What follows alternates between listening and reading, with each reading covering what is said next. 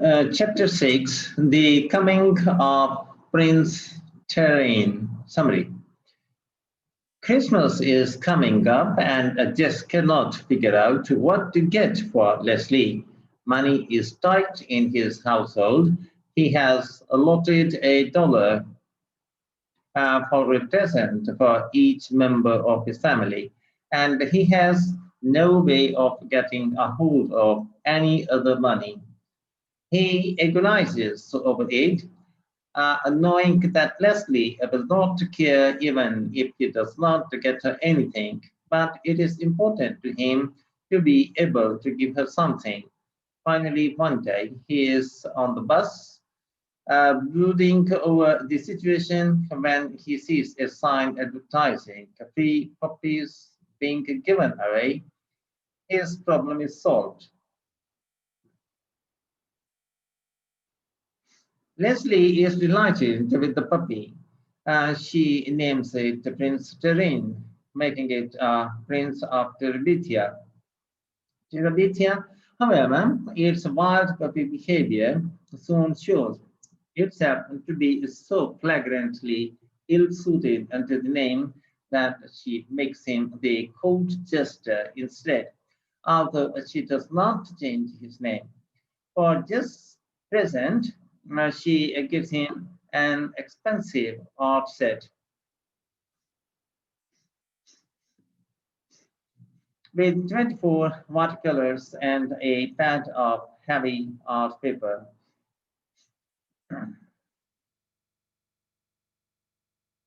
The next morning, Jess exchanges gifts with his family. His parents have splurged, splurged on an electric race car set for him, something his father had clearly chosen in an effort to make him happy with something special. However, it does not work properly, and his father is tense and just desperately wants to please him. Finally, he goes out and to do the milking, where he joins Leslie and Prince Terrain. His tension and unhappiness vanished, and it felt like Christmas again.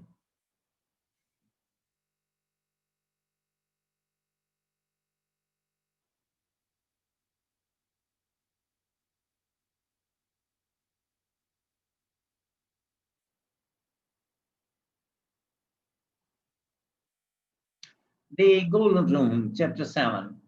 Summary. Mr. Berg has begun to renovate their new home, and Leslie is spending lots of time helping him. She is thrilled by the chance to spend so much time with him and get to know him better. She tells Jess that she is learning to understand her father. Jess, on the other hand, is lonely, miserable, and jealous. He feels abandoned and cannot understand the relationship between Leslie and her father, which is so different from his relationship with his own father. Each time she calls him Bill rather than Dad, he tenses up and he does not understand why anyone would ever want or need to understand one's parents. He sees children as being in one world, adults in another, and he resents what he perceives to be the dimming of his own friendship with Leslie as her friendship with her father grows. Things go on like this for quite a while until Leslie finally notices and confronts him about it. Then she clears the whole matter up by suggesting that he help her and her father renovate the house. That is all, just needs to feel included once more, and he immediately takes her up on her offer. The workhouse, though, is strange to Jess. Leslie, Leslie's parents insist that he call them Bill and Judy, which is strange for him. They are extremely well educated and intellectual. Both are writers. Mrs. Burke writes novels, and Mr. Burke political commentary, and their intelligence shines through their every action. Yet, Jess is full of practical knowledge, and that is truly useful to Mr. Burke in his renovation, so that Jess is able to enjoy his time at the Burks without feeling superfluous or like a nuisance. The chapter's title comes from their renovation of the living room, which they paint gold. The results are spectacular, and Jess has a moment of fear when Leslie says of it, it's worthy to be in a palace. He had thought she might let the secret of Terabithia slip, but it remains just for the town of them.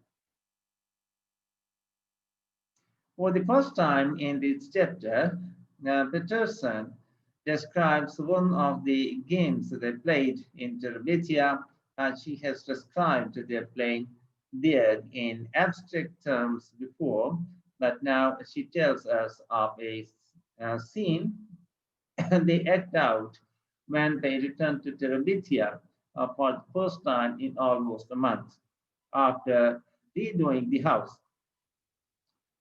Enemies have besieged the kingdom in their absence, and they must fight them off. After their victory, they go to the pine grove to thank the spirits. Leslie's language is dignified and queenly, just as considerably less so, but neither one of them seems to find anything lacking in his manner or in the game itself. Several days later at school, Leslie comes out of the bathroom with a startling revelation. Janice Avery is sitting in one of these stalls crying. Leslie initially seems to view this simply as an interesting occurrence, but just convinces her that they have to try to help her. Leslie refuses at first, but when Jess asks her if she is scared and she goes in to talk to Janice, and the bell rings and Jess has to leave before he can find out what has happened. He does not have a chance to talk to her until after school that day when they are in Terabithia together.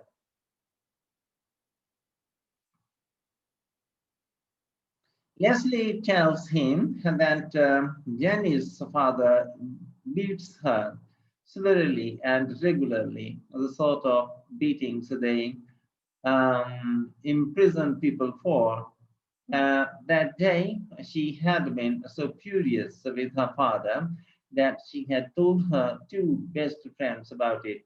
Those friends had proceeded to blab it all over the school. This is a terrible thing to have happened because one of the cardinal rules of life at Clark Creek Elementary is that you do not take home problems to school with you. In telling her friends about the beatings, Janice had betrayed her father in the eyes of her schoolmates, and they had all be able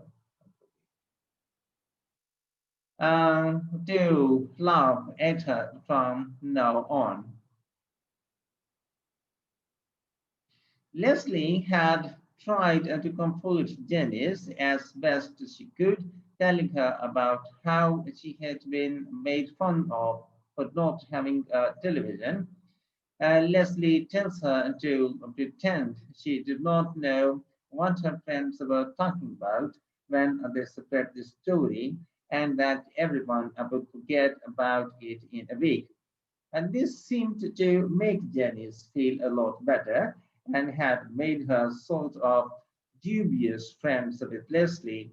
Leslie is happy about this, proudly telling Jess that thanks to him, she now has one and one one-half friends at Lark Creek Elementary.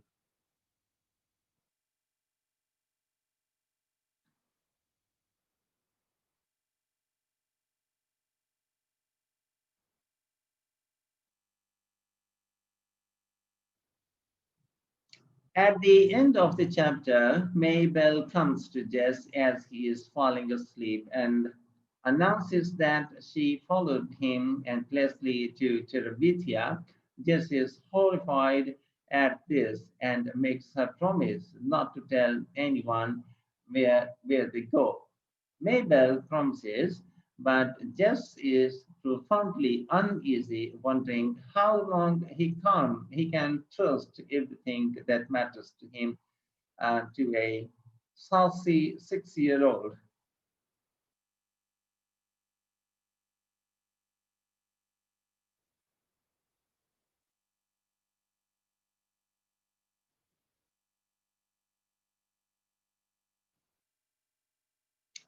Chapter 8, Easter Summary. Easter is coming up, and Jess' family is starting to prepare excitedly. His family only goes to church on Easter, and when they do, it is an event. Brenda and Ellie, in particular, relish the opportunity to show off in new clothes. However, Jess' dad gets laid off just before Easter, and this means to Ellie and Brenda is that there will be no new clothes. It adds a new stress on an already careworn household. Jess tells Leslie that they go to church on Easter, and Leslie surprises him by asking if she can go with them. She has never been to church, she says, and she wonders what it is all about. Jess is bewildered and wonders why would anyone want to go to church if they do not have to. But he succeeds in persuading his mother to let Leslie go with them.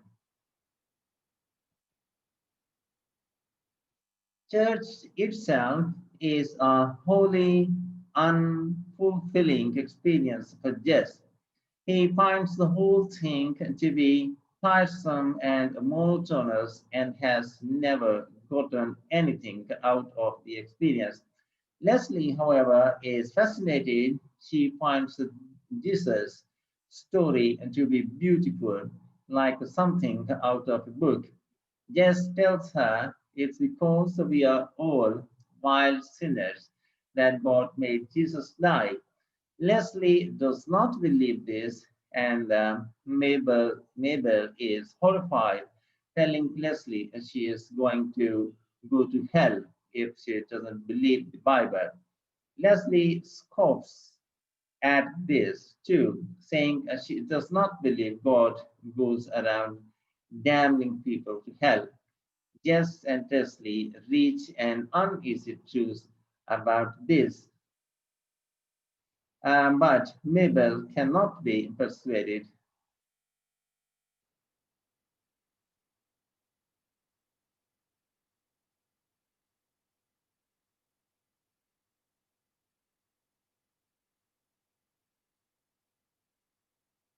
Chapter 9, The Evil Spell. Summary. It has been training for a week, and Jess and Leslie are going stir crazy. Finally, Jess suggests that they go to Terabithia anyway, and Leslie agrees. When they get there, they find that the creek has swollen enormously.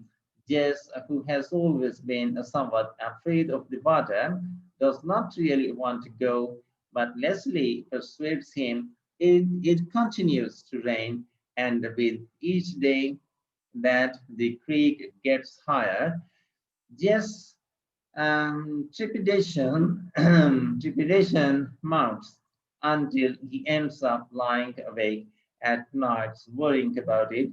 He doesn't feel that he can tell Leslie of his fears, but each day it gets harder and harder for him to swing across the creek.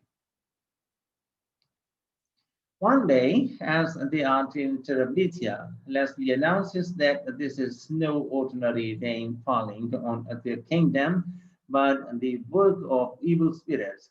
She suggests that they go to the grove of the spirits and pray for deliverance. Jess is more than usually awkward and not king-like in this scene, as if his own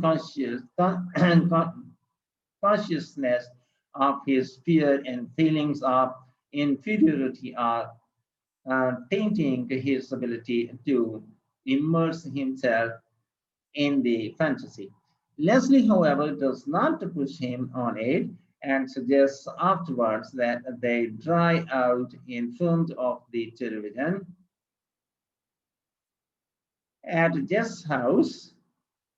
Jess agrees gratefully, but that night, when he wakes up to hear the rain drumming on the roof once more, his fear seizes him all over again, knowing that no matter how high the peak gets, Leslie will still want to swing across.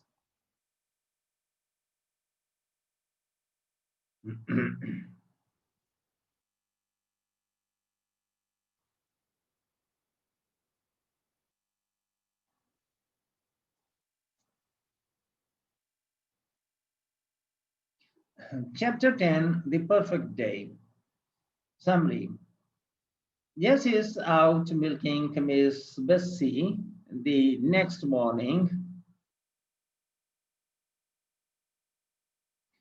when Mabel comes out and to tell him he has a phone call. When he takes it, it is Miss Edmonds, and she is going to Washington for the day to see the National Gallery and wants to know if he wants to come with her. Jess knows that if he asks his mother's permission to go when she is awake, she will never say yes. Instead, he barely wakes her up, just enough to get a murmur of consent. And soon he is off to Washington with Miss Edmonds. The two of them have a perfect day together. Jess is amazed and awed by the art gallery, and Miss Edmund is pleased that she is giving him an opportunity to see these magnificent works of art for the first time in his life. Jess is particularly fascinated by a three-dimensional depiction of a buffalo hunt in which a tribe of Native Americans is chasing a herd of buffalo over the edge of a cliff to their death. Miss Adams buys him lunch, which makes Jess rather uncomfortable, but he does not know how to tell her that he does not have any money, and on the way home, they get ice cream as she drops him off. Miss Edmonds thanks Jess for a beautiful day. Jess is smoking on air as he enters the house. When he enters the kitchen, he immediately senses that something is wrong.